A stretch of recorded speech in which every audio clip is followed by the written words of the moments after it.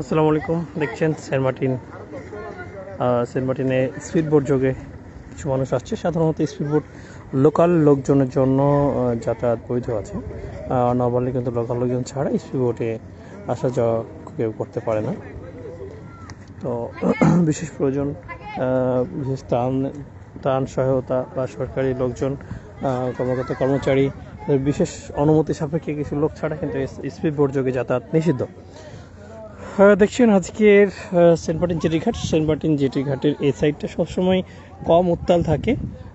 ঢেউগুলো তুলনামূলকভাবে ছোট থাকে। এখানে ট্রলার যোগে কিন্তু সেন্ট মার্টিনের সমস্ত মালামাল আমদানি করা হয়। জন্য ট্রলারগুলো সারিবদ্ধভাবে দাঁড়িয়ে আছে। এখন যেহেতু জোয়ার চলছে সেজন্যে সাগর যদিও উত্তাল, কিন্তু এই সাইডে উত্তাল সাগরটা বোঝা যায় না আসলে। এই জায়গাটাই দেখানোর চেষ্টা করি। ঢেউয়ের কারণে যেহেতু পানিগুলো কাঁপছে এজন্য বোঝা যাচ্ছে না, নাহলে আমি কিন্তু খালি চোখে অনেকগুলো মাছ দেখতে পাচ্ছি। আপনারা হয়তো সেভাবে দেখতে পাচ্ছেন না। অনেকগুলো মাছ দেখা যাচ্ছে, পানিতে অসংখ্য মাছ ঘুরে বেড়াচ্ছে, যেগুলোকে অনেক দূর থেকে দেখা যাচ্ছে। চমৎকার পরিবেশ। আজকে শুক্রবার, জুমার দিন। আমরা কিছুক্ষণের মধ্যে নামাজে যাব। এই দুই সাইডে, এই সাইডে আর অপোজিট সাইডে, এই দুই সাইডে কিন্তু জাহাজগুলো দাঁড়ায় মূলত। আর এই মাঝখানে ট্রলারগুলো দাঁড়ায়। এই ট্রলারে কিন্তু সেন্ট মার্টিনের যাবতীয় মালামালগুলো আসা যাওয়া করে থাকে। মাছ পাঠানো হয় এবং মাছ সহ বিভিন্ন পণ্য এখানে আমদানি করা হয়, রপ্তানি করা হয়। এর নেভির একটা জাহাজ আছে নৌবাহিনীর, অনেক দূরে। এটা মায়ানমারের সাথে নিরাপত্তার জন্য এই জাহাজটা রাখা হয়েছে, স্থাপন করা হয়েছে। যদি মাছ দেখানোর চেষ্টা করে, আমি বুঝতে পারছি না দেখা যাচ্ছে কিনা। সম্ভবত এই পানিতে কিন্তু অসংখ্য মাছ, অগণিত মাছ কিন্তু ভেসে বেড়াচ্ছে, রং বেরঙের মাছ। আবার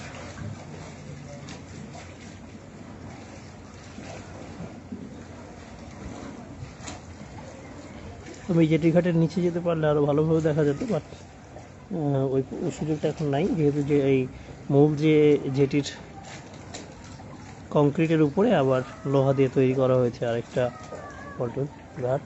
এই জন্যে ওইখানে নিচে যাওয়া যাচ্ছে না, যাওয়ার রাস্তা বন্ধ। দেখছেন আজকে সেন্ট মার্টিনের শুনশান নীরব। উত্তর বিচ সবসময়, পূর্ব বিচ সবসময় নীরবই বেশি থাকে। তবে এখানে পানিগুলো একটু বেশি, তুলনামূলক বেশি নীল, আর এই পানি থেকে স্বচ্ছ বেশি। এই কারণে এই পানি অনেক গভীরতা পর্যন্ত দেখা যায়। কোথায় মাছ ভেসে বেড়াচ্ছে এগুলো কিন্তু খালি চোখেই খুব সহজেই দেখা যায়।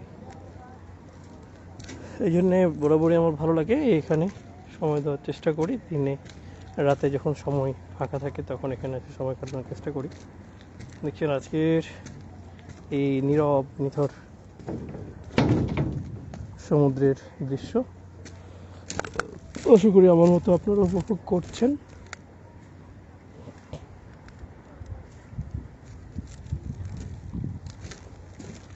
এই জায়গাটা আটকানো আছে যাতে সচরাচর কেউ যাতায়াত করতে না পারে, বাট যাওয়া আসা করা যায়। এই হচ্ছে সারি ট্রলার। এই জায়গাগুলো নাজুক অবস্থা, জায়গায় জায়গায় নষ্ট হয়ে গেছে, এখনও মেরামতের কাজ বাকি। এই হচ্ছে আজকের সেন্ট মার্টিন জেটি ঘাটের আপডেট। এই জায়গাটা খুবই বাজে অবস্থায় ছিল, লোহার পরিবর্তে কাঠ লাগানো ছিল। এগুলো হচ্ছে সারি সাইড ট্রলার, সবগুলো হচ্ছে এগুলোর মধ্যে কিছু আছে মাছ ধরা ট্রলার, বাকিগুলো সব পণ্যবাহী ট্রলার যোগে সব কিছু আমদানি রপ্তানি করা হয় সেন্ট মার্টিনের। আপনি জানেন সেন্ট মার্টিনের সব কিছুই কিন্তু এখানে আমদানি নির্ভর, সব কিছু নিয়ে আসতে হয় বাইরে থেকে। সেন্ট মার্টিনে যা হয় এটা দিয়ে আসলে চলা যায় না।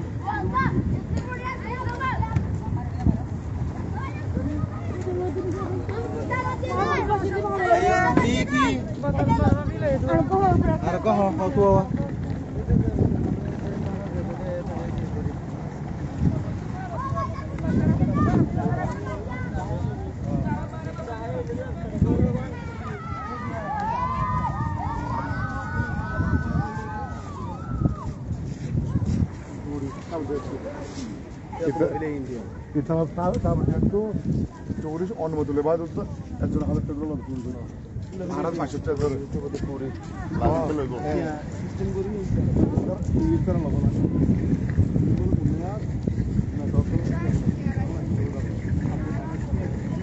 আসলে হবে এর কি আনতে না ইয়া তো হবে উল্টো এটা উল্টো ইয়া তো আনতে না দেখা পাবে